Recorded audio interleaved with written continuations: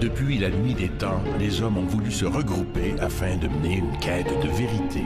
Et depuis tout aussi longtemps, ces groupes d'hommes se sont affrontés, parfois par pure incompréhension. Mais n'est-il pas normal de craindre ces sociétés qui s'identifient par le signe secret?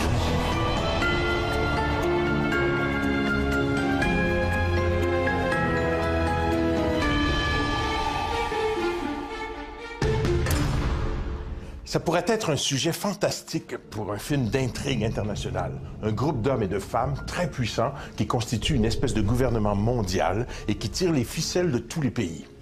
Plusieurs sociétés secrètes préconisent cette centralisation des pouvoirs au sein d'un groupe élitiste d'intellectuels.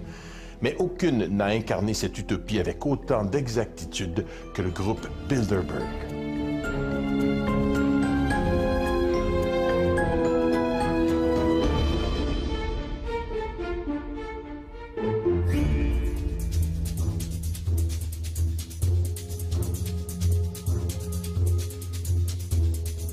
Bilderberg, c'est un groupe informel de plusieurs centaines de personnes qui changent d'ailleurs d'année en année. C'est pas tout le temps les mêmes personnes qui sont là, qui sont en fait des gens qui ont une caractéristique première.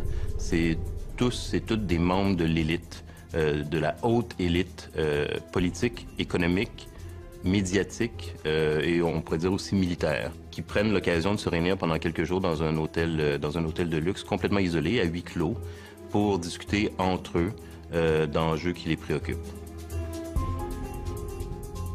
Moi, il y a un mot pour décrire ces réseaux d'affaires-là. Le vrai mot, c'est coterie. Coterie veut dire réunion d'hommes riches et influents qui se retrouvent en catimini, en secret, pour le maintien de leurs privilèges et de leurs acquis. Individuellement, Les Bilderberg, en fait, en tant qu'individus, ce sont eux qui contrôlent probablement, je n'ai pas fait de calcul précis, mais probablement pas loin de 80-90% de la richesse mondiale. Ce sont réellement les possesseurs du monde. Le groupe Bilderberg réunit environ 120 membres, dont les 2/3 viennent d'Europe et le reste de l'Amérique du Nord. Créé en 1952, le groupe porte le nom de l'hôtel hollandais où a eu lieu la première réunion en mai 1954. Avant la naissance du Bilderberg, qui s'est passé en 1954 aux Pays-Bas, en Hollande, il faut savoir qu'avant ça, il y avait eu un précédent en termes de réseau d'affaires. Il y avait eu, en 1921, aux États-Unis, à New York, il y avait eu la création du Conseil des relations étrangères, en anglais, le Council on Foreign Relations. Donc, on va créer, à partir, justement, du Conseil des relations étrangères de 1921 et du Royal Institute of International Affairs, on va créer, en 1954, le groupe Bilderberg. Les principaux instigateurs du groupe sont le politicien polonais Joseph Ratzinger, un des plus grands défenseurs de l'unification européenne, et le prince Bernard des Pays-Bas, un ancien membre des services secrets. Selon eux, ce groupe était la seule façon d'éviter l'impuissance de l'Europe. Ils trouvent alors le soutien nécessaire outre-Atlantique, de la part de dirigeants d'entreprises tels que David Rockefeller, un financier milliardaire. Les thèmes abordés lors de la conférence de 1954, l'attitude à adopter à l'égard du communisme et de l'Union soviétique et l'intégration européenne. Le Bilderberg naît en Europe, en Occident, au début des années 50. Les années 50, c'est évidemment marqué pour les élites occidentales par différents problèmes spécifiques, entre autres ce qu'ils considéraient comme la principale menace pour l'Occident, qui était le communisme, l'Union soviétique. Donc Bilderberg, quand les élites se réunissent la première fois à l'hôtel du même nom, c'est pour discuter entre autres de la question de la menace communiste, comment les élites occidentales vont faire front, et la solution proposée, c'est ça qui est le plus important, et c'est ça qui est l'esprit Bilderberg, c'est par la coopération et la coordination en fait de décisions entre l'Amérique du Nord, donc principalement les États-Unis et le Canada, et l'Europe de l'Ouest, donc l'Europe libérale. C'est cette idée qu'il faut en fait qu'il y ait un pont de coordination transatlantique entre les puissances occidentales et les puissances libérales qui ont gagné la Seconde Guerre mondiale, mais qui maintenant sont en rivalité avec l'autre gagnant de la Seconde Guerre mondiale, qui est l'Union soviétique, qui est la menace soviétique.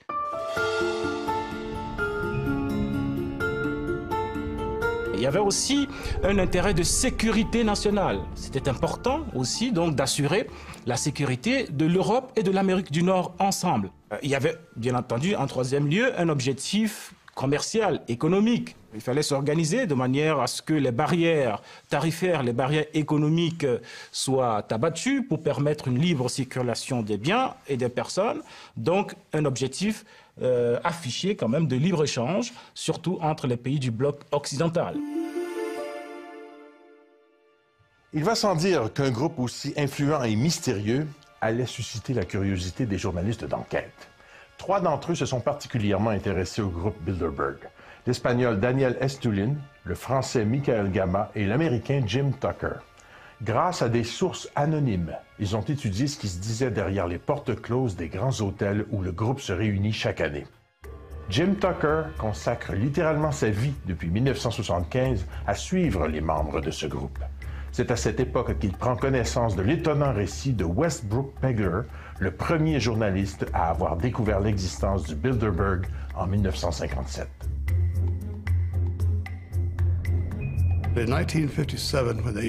En 1957, quand ils se sont réunis sur l'île Jekyll, en Géorgie, Pegler a été informé que des gens importants se réunissaient sous la protection de gardes armés, que l'île était complètement interdite d'accès. Pegler est accouru et monté dans un arbre avec ses jumelles, puis il a publié 2 articles en nommant ceux qu'il avait pu identifier. Des chefs d'État européens, des hauts fonctionnaires américains, des banquiers internationaux, des Rothschild et autres personnages influents du monde. Il a soulevé la question, pourquoi ces secrets? Pourquoi se réunissent-ils? Pourquoi nient-ils leur existence? C'est à percer ce mystère que j'ai consacré ma vie et ça a été toute une aventure.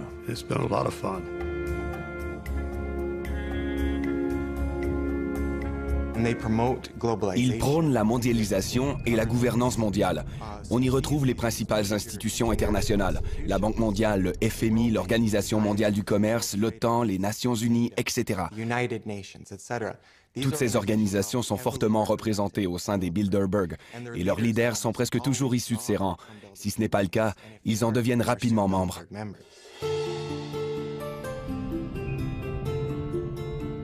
Dans ces groupes-là, l'idée de maîtresse qu'on a dépasse l'identité nationale, d'où est-ce qu'on provient. Et ultimement, les objectifs, c'est la création d'un gouvernement mondial. Encore en 2008-2009, on parlait même d'un impôt mondial. Nous ne sommes pas du tout informés sur les agissements du Bilderberg dans le cas des médias. Un seul exemple, dans le cas de la France, vous avez une réunion du Bilderberg en France, à Versailles, en 2003. En 2003, Versailles était littéralement coupé du reste du monde, verrouillé par la police, par les militaires. Il n'y a pas eu un mot dans la presse française pour évoquer cette réunion, et puis encore moins des sujets traités. C'est toujours en fonction de grands événements politico-économico-financiers. Après, ce qui est dit, alors là, c'est le mystère pour le quidam, les quidam que nous sommes. Une politique que le groupe a adoptée dès le départ, que les propos que les participants vont tenir à l'occasion de ces réunions ne seront jamais rendus publics. Tout simplement parce qu'il voulait donner l'occasion aux participants de ne pas avoir la langue de bois, donc de s'exprimer de façon libre, d'oublier le politiquement correct ou le diplomatiquement correct. Évidemment, ils vous diront qu'il ne s'agit pas de secret, il s'agit tout simplement de confidentialité, il s'agit tout simplement d'une réunion privée. Mais les moyens qu'ils se donnent pour assurer le caractère privé de cette réunion sont en réalité des moyens qui relèvent du culte du secret. Est-ce qu'ils veulent préserver leur intimité, préserver les sujets dont ils discutent? Est-ce qu'ils prennent des décisions qu'on ne voudrait pas entendre, qui discutent de choses que la population ne voudrait pas savoir? C'est sûr que le fait que ce soit en secret, c'est ce qui rend ça évidemment le plus suspect. Alors, si un groupe de cette envergure existe depuis une cinquantaine d'années et que 99% des gens ne le savent pas, ça veut dire tout simplement que c'est un groupe qui est un groupe secret et qui fait du secret peut-être son arme principale.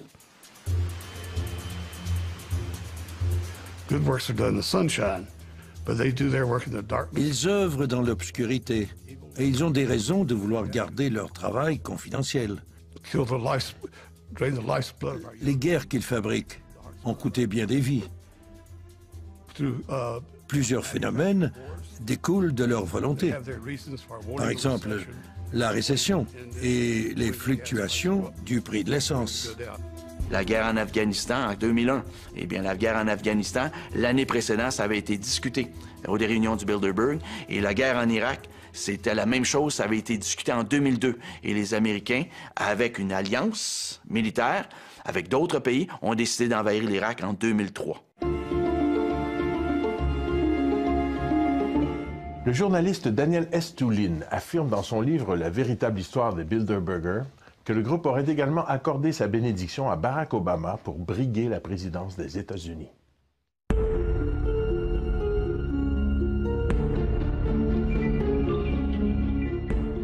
Être invité à participer à une réunion Bilderberg, je pense réellement que c'est une invitation qu'on ne peut pas refuser. Ne deviens pas membre du groupe Bilderberg qui veut. Les quelques 120 membres sont triés sur le volet et doivent être invités à se joindre au groupe. Selon un communiqué officieux du groupe, les invitations sont uniquement envoyées à des personnages importants et respectés qui, de par leur savoir particulier, leurs contacts personnels et leur influence dans les cercles nationaux et internationaux, peuvent promouvoir les objectifs du Bilderberg. On devient membre de Bilderberg par cooptation, c'est-à-dire c'est probablement un comité assez restreint de Bilderbergers qui invite les gens, et donc il y a une sorte de contingent ou de caucus par pays qui sont convoqués, avec vraiment une palette qui va vraiment des plus grandes familles ou des plus grandes compagnies en termes de puissance économique d'un pays. Les Desmarais, par exemple, au Canada, sont souvent invités. Être invité à participer à une réunion Bilderberg, je pense réellement que c'est une invitation qu'on ne peut pas refuser. Quelqu'un à l'intérieur de ce cénacle, de cette coterie élitistes très sélective, doit tout simplement proposer ton nom. Et à l'intérieur, il doit y avoir consensus. Il fonctionne aussi par consensus. Cet individu-là sera un bon candidat pour notre projet. Et notre projet, c'est quoi? Bien, notre projet, en fin de compte, c'est élargir notre espace de jeu. Le but, c'est de créer des oligopoles mondiaux. Un oligopole, c'est une situation où il y a très peu de vendeurs, mais énormément d'acheteurs. Ce qui veut dire que les vendeurs qui sont dans le domaine corporatif, peu importe le créneau, bien à ce moment-là, ils ont beau jeu, en fin de compte, de fixer les prix à la hausse parce qu'il y a énormément d'acheteurs pour leurs produits. L'intérêt, c'est de choisir des gens sûrs, efficaces, qui vont servir une cause commune. La gouvernance mondiale et l'élaboration d'une architecture permettant le bon fonctionnement du système. Parmi les membres présumés ou connus du Bilderberg, il y a les derniers secrétaires de l'OTAN. Tous les présidents américains depuis Eisenhower, sauf, semble-t-il, Ronald Reagan, les barons des médias, dont Conrad Black et Edgar Bronfman, de même que Bill Gates. Parmi les Canadiens qui auraient assisté à au moins une rencontre du Bilderberg, Jean Chrétien, Pierre Elliott Trudeau, Stephen Harper, Raymond Chrétien, alors qu'il était ambassadeur canadien aux États-Unis, Stéphane Dion, Paul Martin et Frank McKenna. Au niveau des personnes connues au Canada, on va avoir le général des armées canadiennes, Jean-Victor Allard, qui est un Québécois, qui est un membre influent, il est décédé aujourd'hui, mais qui est un membre influent des Bilderberg. Vous avez Jean Lesage, le père de la Révolution tranquille, qui est un assidu. Vous avez Jacques Parizeau. Et Jacques Parizeau était formé avec l'élite sociétale de Londres, avec la London School of Economics. Et ce monsieur-là a déjà assisté à plusieurs rencontres. On a aussi une rare dame qui s'appelle Marie-Josée Drouin, qui a marié Henry Kravis de la firme financière de Wall Street, Colbert Kravis Roberts. Madame s'appelle Marie-Josée Kravis maintenant. Et elle faisait déjà partie d'un puissant institut de réflexion ici au Canada, c'était le Hudson Institute. Elle était repêchée par les gens du Bilderberg parce que c'est une femme dans son créneau hyper influente. Généralement, le groupe Bilderberg invite le chef d'État du pays où se tiennent leurs réunions. Bien entendu, il n'y assiste pas toujours, mais il reçoit tout de même une invitation.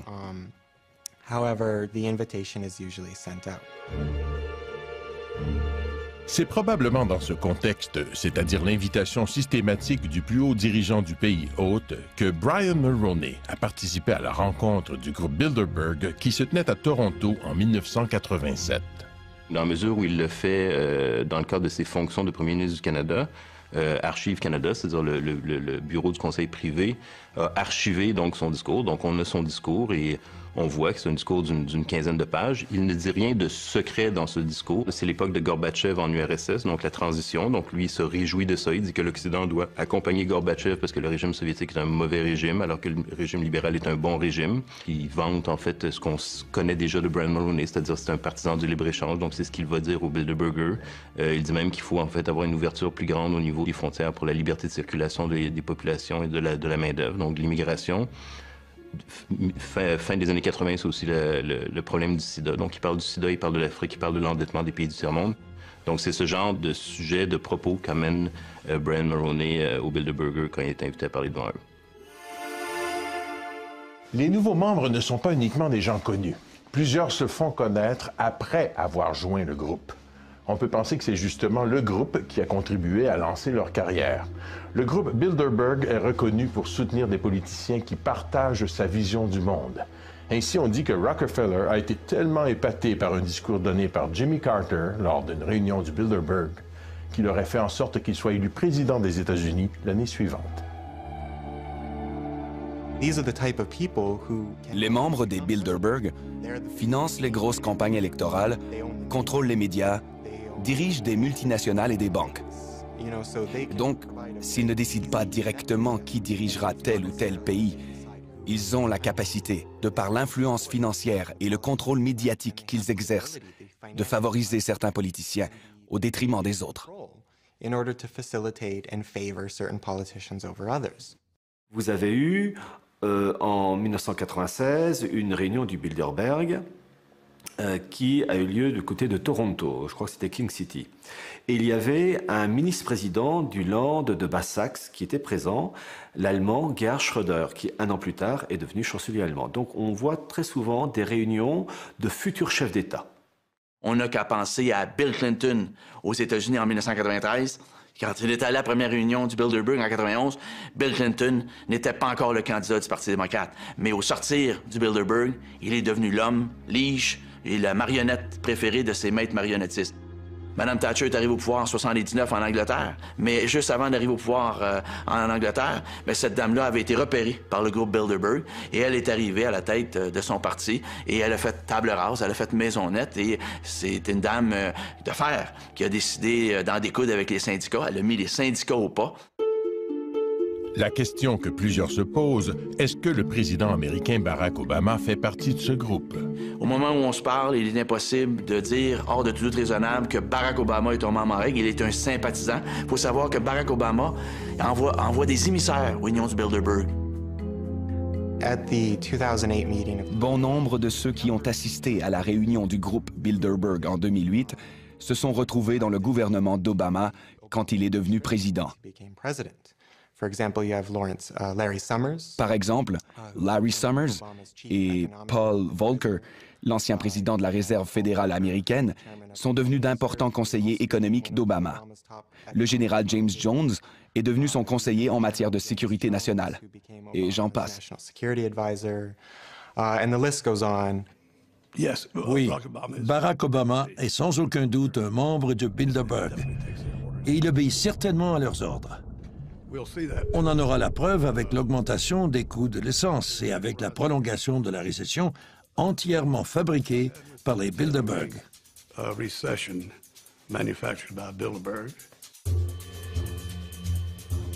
Le comité de direction est composé d'une trentaine de membres permanents qui se réunissent tout au long de l'année. Étienne Davignon occupe le poste de président depuis 1999.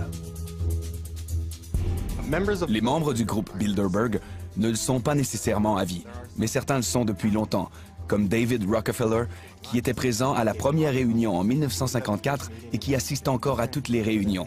Henry Kissinger y est aussi depuis des décennies et n'a jamais manqué une réunion. C'est la crème des crèmes.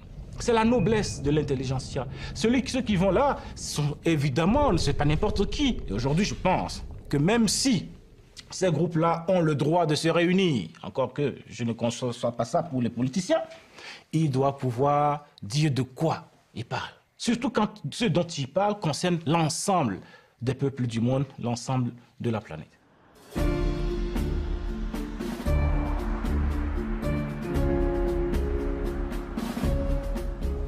Alors, Alors, mon cher Benoît, ces gens influents qui sont membres du Bilderberg, est-ce qu'ils se promènent toujours dans des limousines comme celle-ci? Oui, effectivement, quand ils vont à leur rencontre annuelle, les fins du mois de mai et mois de juin, ils se rendent là en limousine, des limousines aux vitres teintées, et ces gens-là portent des costards noirs, 3 pièces, sombres, avec des lunettes fumées, et ils ont aussi leur garde du corps, toujours dans leur entourage. Et est-ce que ce sont des limousines blindées?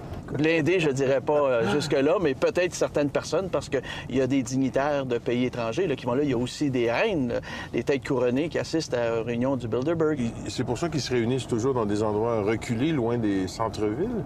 5 étoiles. Ça prend des hôtels 5 étoiles et ça, c'est réservé longtemps à l'avance, mais l'endroit n'est connu souvent qu'une semaine avant l'événement, question de sécurité. Et effectivement, on fait ça dans des endroits qui sont assez huppés, cossus, mais retirés, en fait, compte, question de sécurité toujours.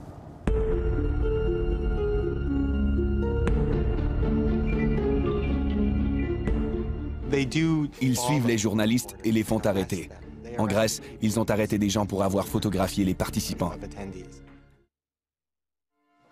En plus de 50 ans, la presse n'a jamais été autorisée à assister à une rencontre du groupe Bilderberg, pas plus que n'ont été publiées des déclarations sur les conclusions adoptées par les participants. Et non seulement ils sont réticents à l'idée de révéler la teneur de leur discussion, ils refusent de dévoiler publiquement le lieu de leur réunion.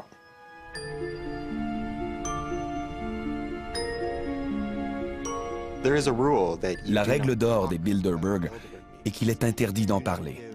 On ne donne pas de conférences de presse, on n'émet pas de communiqués de presse et on ne cite pas les propos des personnes présentes, sinon on n'est plus invité. C'est ce qu'on appelle la règle de Chatham House. Si vous assistez à la réunion, vous acceptez de ne pas en parler. Ils savent qu'ils ont des intérêts communs.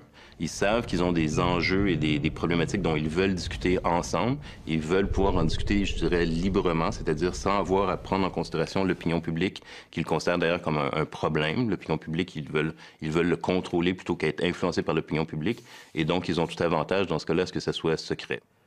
Souvent, vous savez, ces décisions prises par ces élites oligarchiques, financières, etc., ces décisions vont à l'encontre des intérêts du peuple. Et donc, pour éviter des manifestations de masse, il vaut mieux être discret. Les seules images possibles à prendre sont celles de limousines venant déposer des invités difficiles à identifier.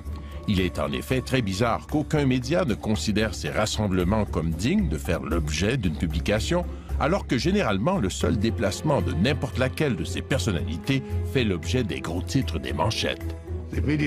À mon avis, l'indifférence des médias envers le Bilderberg relève du scandale.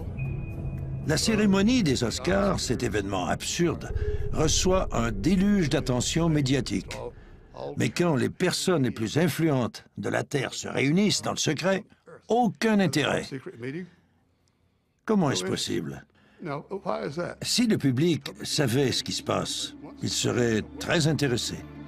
Ce sont des événements qui sont peu connus, donc c'est un cercle vicieux aussi. Moins ils sont connus, moins les médias vont être incités à y participer, moins la population va demander des renseignements par rapport à ça. Les médias officiels ne traitent pas du Bilderberg parce que déjà vous avez énormément de représentants des médias, presse, radio, télévision, qui participent à ces réunions du Bilderberg et ils ont le conseil de ne pas divulguer et de ne pas évoquer dans la presse ces réunions parce que tout simplement, les grandes choses se font toujours avec discrétion et puis si ces grands dirigeants des médias veulent avoir un avenir professionnel, il vaut mieux qu'ils soient obéissants. Il est vrai que parmi les participants, il y a des présidents de conglomérats de presse, tels que le Washington Post, le Time Magazine, le New York Times et le Figaro. On sait maintenant que l'éditeur du Washington Post a assisté à toutes les réunions depuis 1954 et qu'il a gardé la promesse du secret absolu. Assister à une seule réunion revient à faire un vœu de silence à vie. Au Canada, il y en a eu une récente en 2006, c'était à Ottawa, et c'était une des rares fois que Radio-Canada est allé couvrir la rencontre du groupe Bilderberg dans un hôtel huppé, cossu d'Ottawa. Le journaliste Patrice Roy était sur place. Est-ce que la centaine d'hommes et les quelques femmes qui arrivent ici en limousine, cachées derrière des vitres teintées, possèdent un vrai pouvoir occulte? Ce qui est sûr, c'est qu'ils sont tous influents dans leur domaine. Et c'était toute beauté. Ça n'a pas duré 3 heures, ça a duré 3 minutes. Mais c'est quand même 3 minutes de plus que ce qu'on a toujours eu avant, alors qu'il y avait un blackout médiatique. Il y a plusieurs hypothèses pourquoi il y a peu d'attention médiatique aux événements Bilderberg. Je pense que c'est simplement que ce n'est pas une réunion officielle. C'est-à-dire que les gens qui sont à la réunion Bilderberg annuelle ne sont pas là en tant que représentants de leur pays ou en fonction de leur fonction publique et officielle. Donc, c'est un peu comme les vacances des premiers ministres, finalement. Elles peuvent être couvertes par les médias, mais en principe, ça n'a pas une grande importance publique. Je pense que c'est ça qui leur permet de jouir d'une certaine discrétion par rapport aux médias. Et ça a de toute évidence pas la même visibilité aussi que les grands sommets, parce que lors des grands sommets, comme le G8, G20, par exemple, les sommets eux-mêmes invitent les journalistes. Dans le cas de Bilderberg, ils ne sont pas invités, donc il y a beaucoup moins de possibilités pour eux d'y aller.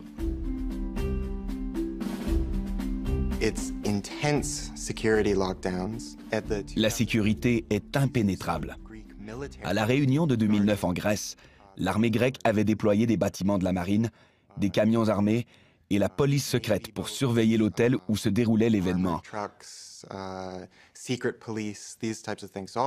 coûts sont assumés par le pays hôte, qui les refile essentiellement aux contribuables sous forme de dépenses publiques. Puisque le contribuable n'en bénéficie pas vraiment, ça soulève bien entendu des questions d'ordre moral.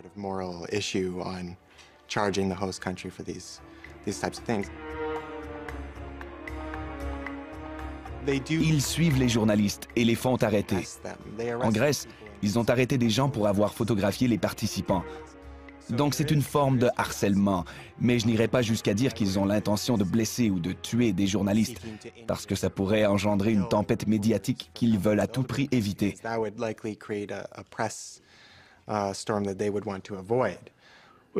Laissez-moi vous dire que j'en ai eu des sueurs froides dans mes aventures avec les Bilderberg. Au Portugal, j'avais embauché un chauffeur pour m'emmener le soir vers 23 heures pour tenter de m'emparer de quelques documents. Le chauffeur a accepté de me déposer à côté d'une clôture et de m'attendre les phares éteints. J'avais à peine parcouru une centaine de mètres lorsque j'ai entendu des coups de feu passer au-dessus de ma tête. J'ai été pris par surprise. Alors j'ai pris mes jambes à mon cou, j'ai sauté par-dessus la clôture et on est parti à toute vitesse avec les phares encore éteints. Et puis j'ai pensé, ils n'ont pas essayé de me tuer. Ils ont voulu m'intimider et ils ont réussi.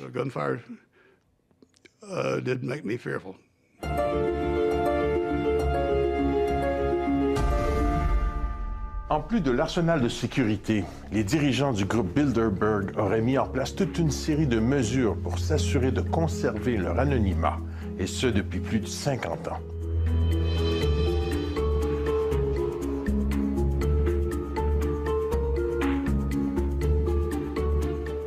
Ce qu'il faut, en fait, c'est vraiment un grand hôtel chic, qui va être finalement vidé de ses touristes et de ses visiteurs habituels. Donc, c'est vraiment l'ensemble des chambres et de l'établissement de l'hôtel qui est réservé pour la réunion Bilderberg. Le personnel de l'hôtel n'est informé de la réunion que la veille. Et on leur interdit même de s'adresser aux clients qui participent aux réunions. On demande donc aux employés des hôtels motus et bouche cousue. Si un employé d'un hôtel serait vu en compagnie d'un journaliste d'enquête qui enquête sur le Bilderberg et qui a déjà écrit sur le Bilderberg, ça serait pas fort probablement source de renvoi sur le champ. Est-ce qu'ils vont réussir à garder ce secret longtemps? J'en doute. Plus ce sera secret, plus on en parlera. Parce que les moyens d'en parler aujourd'hui existent partout. Donc ce groupe aurait intérêt à se rendre compte de ce que nous sommes dans une nouvelle ère, l'ère de la démocratisation de l'information, l'ère des médias sociaux, et que ça devient intenable aujourd'hui de maintenir ce culte du secret. Le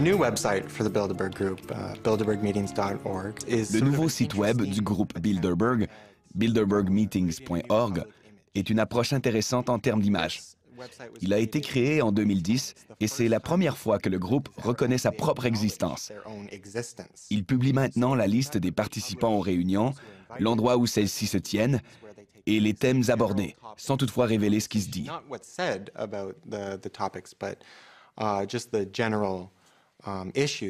C'est donc un pas significatif, mais c'est aussi une façon pour eux de lutter contre l'image négative que se fait le public des Bilderberg.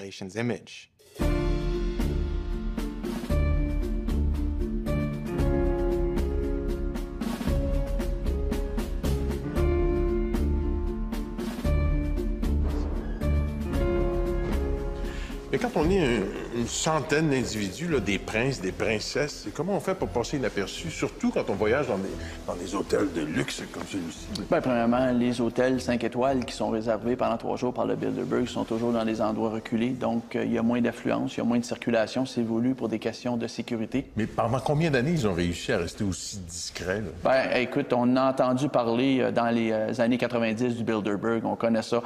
On en parle plus depuis le début des années 2000, mais ça commençait tranquillement, par-ci, par-là, dans les années 90, à parler du Bilderberg. Mais pour le commun des mortels, le mot Bilderberg, ça n'a aucune connotation, ça veut absolument rien dire.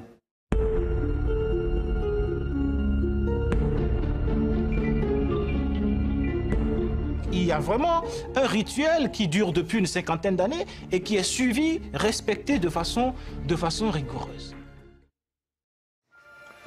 Le groupe Bilderberg est encore et toujours très actif. 59 réunions ont eu lieu entre 1954 et 2010. Parmi elles, 5 se sont déroulées au Canada. En ordre chronologique, au manoir Saint-Castin du lac Beauport, à Mont-Tremblant, Montebello, Toronto et Ottawa.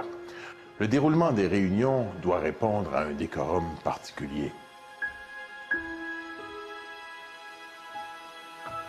Il y a vraiment un rituel qui dure depuis une cinquantaine d'années et qui est suivi, respecté de façon rigoureuse.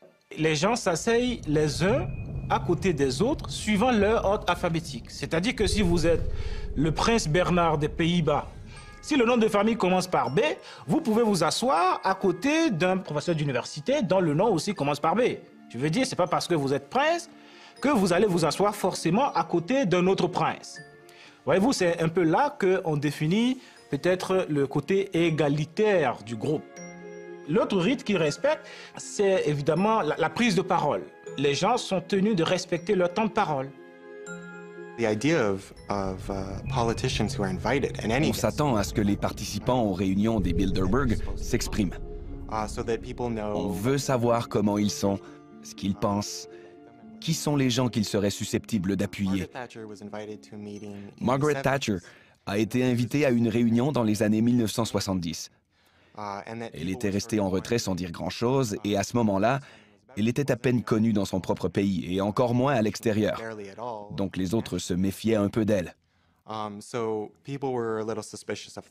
Puis, celui qui l'avait invitée l'a prise à part à la fin de la journée et le jour suivant, elle a donné un de ses fameux discours pendant 3 minutes et les a tous tellement impressionnés que David Rockefeller et Henry Kissinger l'ont adorée. Ils l'ont emmenée aux États-Unis, l'ont présentée à tout le monde et quand elle est devenue Premier ministre, elle a adopté des politiques économiques néolibérales qui ont énormément bénéficié aux membres Bilderberg.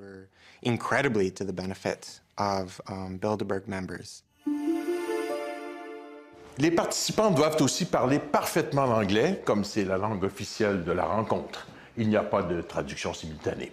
Ils doivent venir seuls. Ni conjoints ni collaborateurs ne sont admis. Même les assistants personnels, dont les gardes du corps, ne peuvent y assister et doivent manger dans une pièce séparée. La seule exception concerne les reines. La reine Béatrix des Pays-Bas amène son fils héritier et la reine d'Espagne peut venir accompagnée du roi Juan Carlos. À l'instar des sociétés secrètes, y aurait-il à l'intérieur des réunions une sorte de rituel, de serment d'allégeance exigé de la part des participants?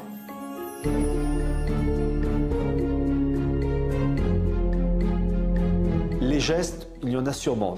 Des objets décorant, si je puis dire, la salle de réunion, c'est possible, mais compte tenu qu'elles sont secrètes, que ce n'est pas filmé, comment savoir ? Certains observateurs vont plus loin et prétendent que le fondement même du groupe Bilderberg repose sur la philosophie des francs-maçons. Les représentants du Bilderberg obéissent aux 3 pivots de l'idéologie maçonnique: nominalisme, naturalisme, primauté de l'homme. Le premier point, c'est le nominalisme, qui en philosophie dit qu'il n'y a pas de vérité. Chacun a sa vérité. Vous avez votre vérité, j'ai la mienne, et c'est une vérité qui est évolutive. Ce qui est vrai aujourd'hui n'est pas demain, etc. Le deuxième point, c'est le naturalisme, qui consiste à dire qu'il n'y a pas de religion révélée.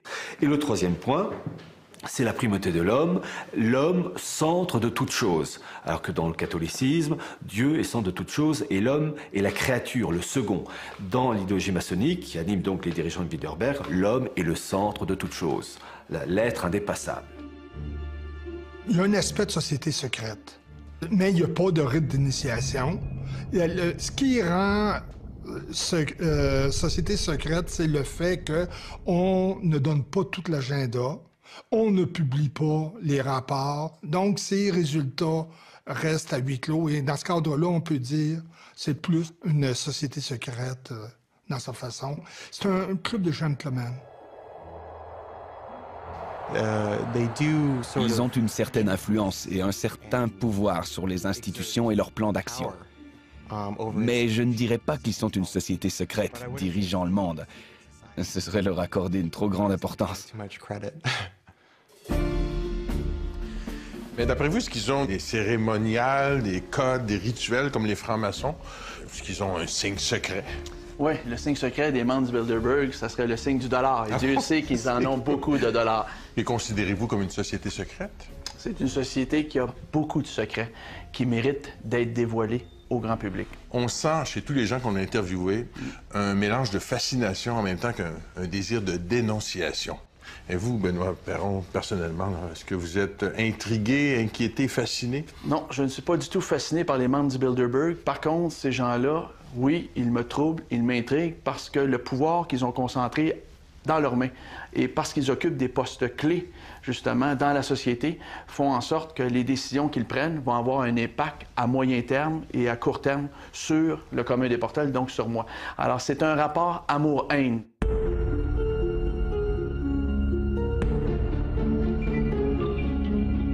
On est en droit de se demander ce qu'ils font, ce qu'ils devraient faire, puis comme on le sait pas, ben on l'invente. Donc c'est une magnifique machine à rumeurs. Le fait que leur réunion soit entourée d'autant de secrets a tout pour plaire aux amateurs de théorie du complot. On leur attribue notamment l'orchestration de la mondialisation économique. On emploie les termes complot mondial, main droite du monde et même maître du monde.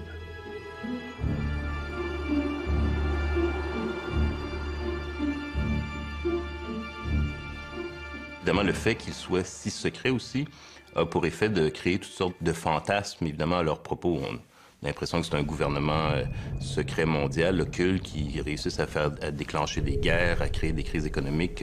Donc, le secret a un effet, à la limite, pervers dans la mesure où peut-être qu'on exagère même l'influence qu'ils ont. Mais évidemment, comme c'est secret, c'est difficile de faire la part des choses. Il n'y a rien de pire que le secret pour susciter ou stimuler l'imagination ou développer des mythes. On est en droit de se demander ce qu'ils font, ce qu'ils devraient faire, puis comme on le sait pas, ben on l'invente. Donc c'est une magnifique machine à rumeurs.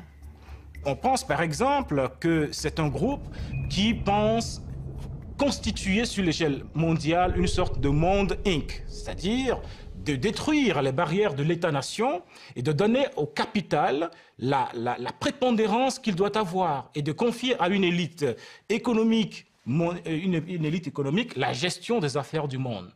Il y a certains qui pensent que dans le groupe, en tout cas, il y a des gens qui proposent des mesures encore plus extrêmes, des mesures plus radicales, qui consiste par exemple à laisser faire des maladies, à créer, à inventer des maladies pour décimer des portions de population. Donc, si c'était ça l'objectif, il est évident qu'on ne peut pas en parler en public. Tout le monde devrait être inquiet. Que vous soyez cireur de chaussures ou propriétaire d'une banque ou pilote d'avion, l'économie nous affecte tous. Et ils manipulent l'économie. Donc, tout ce qu'ils font a un impact sur nous tous. Ce qui m'interpelle sur le plan éthique, je ne sais pas jusqu'à quel point ça serait scandaleux ou pas, mais c'est la collusion. Le principe de la démocratie, c'est la séparation des pouvoirs. Et quand on voit qu'il y a des rencontres où il y a possibilité de collusion ou de trafic d'influence entre les plus grands pouvoirs que sont le pouvoir de la presse, le pouvoir financier, le pouvoir politique, et à ce moment-là, ça devient inquiétant. En 1976, une réunion du groupe Bilderberg a été annulée parce que le président de l'époque, le prince Bernard des Pays-Bas, était accusé de corruption relativement à certains avantages qu'il avait accordés à Lockheed Martin, ainsi qu'à d'autres compagnies semblables. Et c'est ce genre d'arrangement que les réunions des Bilderberg facilitent. Bilderberg est réservé à quelques régions du monde, disons à 2 grandes régions du monde. Réservé aux pays européens, un certain nombre de pays européens, et à l'Amérique du Nord. Mais imaginez un groupe qui parle de sécurité énergétique, de sécurité nucléaire, qui parle de géostratégie mondiale, qui parle de commerce international, qui parle de l'aide publique à l'Afrique. Et on nous dit que c'est un groupe privé. Donc vous voyez donc là le problème de légitimité que ça pose. Le groupe Bilderberg n'a aucune légitimité démocratique. Il dirige, il impose des vues sans aucune légitimité issue du suffrage universel. Donc, il y a un déni de démocratie qui est complet. Le Bilderberg pose des questions importantes d'un point de vue de la démocratie libérale. La démocratie libérale de la fin du 20e siècle, début du 21e siècle, a quand même des principes de base, c'est-à-dire évidemment une certaine transparence par rapport aux décisions publiques, une certaine redevabilité des élites politiques par rapport à la population, une liberté de presse, évidemment, et un certain principe, disons, d'égalité en termes d'influence des décisions. Et donc là, Bilderberg, évidemment, représente une contradiction par rapport à tous ces principes. Ces gens-là ont le pouvoir, en catimini, et c'est ça qui me trouble, de fixer l'agenda économique d'un pays qui a élu à sa tête un gouvernement démocratiquement. Autrement dit, mon vote n'a aucune importance. Tout ce qu'on pose dans les urnes à chaque 4 ans, c'est une foutaise. Parce que de toute façon, les candidats sont déjà présélectionnés. Depuis qu'on a organisé les sociétés, depuis le début de l'humanité, le jeu d'influence s'est toujours fait. C'est un incontournable, ça fait partie de la façon qu'on a de gouverner. On peut vouloir avoir une plus grande transparence, mais ici encore, l'expérience humaine nous a montré qu'il y a des limites à la transparence. C'est que souvent, trop de transparence rend aussi une société ingouvernable. Tout le fondement du grand débat sur la démocratie, est-ce que c'est mieux d'avoir une dictature bienveillante ou une démocratie parce que finalement, on pense que les citoyens ne sont pas assez intelligents, instruits ou éduqués pour prendre leurs propres décisions. Et c'est le fondement du débat démocratique entre une élite qui serait meilleure pour définir notre bien et le protéger que nous-mêmes. Ma réponse à moi, c'est que c'est notre responsabilité comme citoyennes et citoyens de s'investir dans notre avenir puis de prendre les décisions qui vont avec ça. Si on revient sur l'histoire des Bilderbergers depuis les années 50 jusqu'à aujourd'hui, on peut penser en fait qu'ils ont eu plusieurs occasions pour sabler le champagne. La Constitution de l'Union européenne, ils l'ont. Ils ont un marché commun européen, une assez bonne intégration, disons, ou coopération Amérique du Nord, Europe, ils l'ont. Ils avaient des cauchemars au sujet de la menace soviétique. Cette menace soviétique, elle n'existe plus. Donc, je pense qu'au fil des décennies, les Bilderbergers, en fait, ont vu un monde qui ressemble de plus en plus à ce qu'ils rêvaient de créer ou d'obtenir ou de provoquer.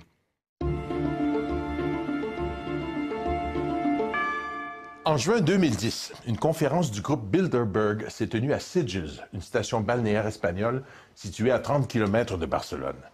Parmi les invités, soulignons la présence du président espagnol Zapatero, Le géant du secteur des télécoms, Google, y était représenté. On y retrouvait aussi les dirigeants de Shell, la reine d'Espagne, la reine Béatrix d'Hollande, le premier ministre français François Fillon, Bill Gates, le conseiller financier d'Obama, le secrétaire général de l'OTAN et le directeur de l'Organisation mondiale du commerce. On peut supposer qu'ils n'étaient pas là que pour jouer au golf.